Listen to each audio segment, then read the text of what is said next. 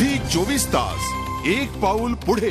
Zee 24 तासच्या आव्हानाला अनेक मंदिर देवस्थान समितीनं सकारात्मक पाठिंबा दिलाय किंवा सकारात्मक उत्तर दिलेलं आहे। मात्र पुन्हा एकदा आपण पाहूयात की पंढरपूरच्या मंदिर देवस्थान समितीनं अजूनही कोणतीही मदत केलेली नाही। खरं तर पंढरपूरच्या जवळ असलेल्या सोलापूर जिल्ह्यात भयंकर दुष्काळ आहे। मात्र दुष्काळग्रस्तांना अजूनही मंदिर समितीनं कोणत्याही प्रकारची मदत केलेली नाहीये। श्रीमंत देवस्थान म्हणून पंढरपूरची ओळख आहे आणि या मंदिर समितीचे देवस्थान समितीचे अध्यक्ष अण्णा डांगे म्हणतात की सोलापुरात दुष्काळच नाही। आपण या संदर्भात अधिक चर्चा करूयात। आमचे प्रतिनिधी संजय पवार आपल्या संपर्कात आहेत। संजय, आपण पाहतोय सोलापूरमध्ये मोठा दुष्काळ आहे आणि अशा वेळेला मंदिर समितीने खरं तर मदतीचा हात पुढे करायला हवा, मात्र अजून तसं कोणतंही पाऊल उचललं गेलेलं नाहीये।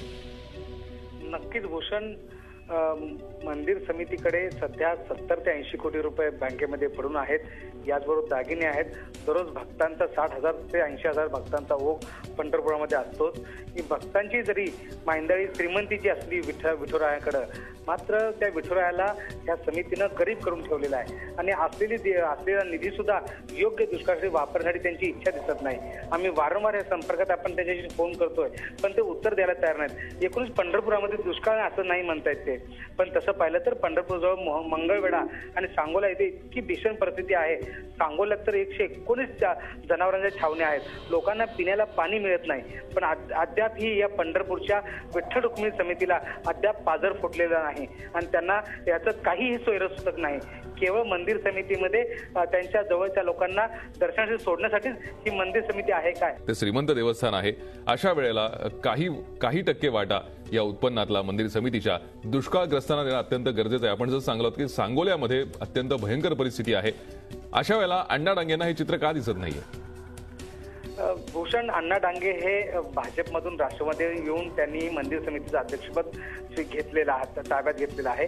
पण अध्यक्षपद आल्यानंतर त्यांना महत्वाची भूमिका नेमकी काय आहे हेच त्यांना समजत नाही। विठ्ठल मंदिराकडे एवढा मोठा खजिना, एवढी मोठी रक्कम असताना दुष्काळासाठी जवळच्या साधारण 25 किलोमीटर अंतर असलेल्या सांगोला आणि मंगळवेढ्यामध्ये लोकांना पिण्याला पाणी नाही। लोक गाव सोडून जात आहेत। लोकांना पाण्यासाठी चारी दिशेला टाहो करतायत।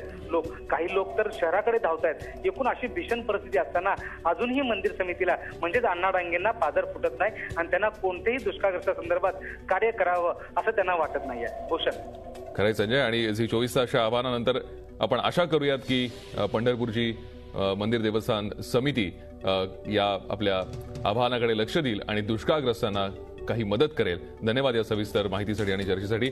विठ्ठल मंदिर समितीला अजूनही जाग आलेली दिसत नाहीये।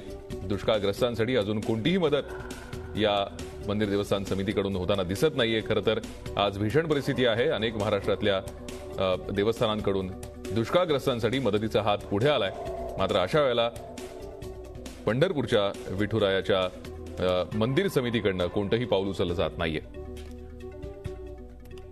झी 24 तास एक पाऊल पुढे।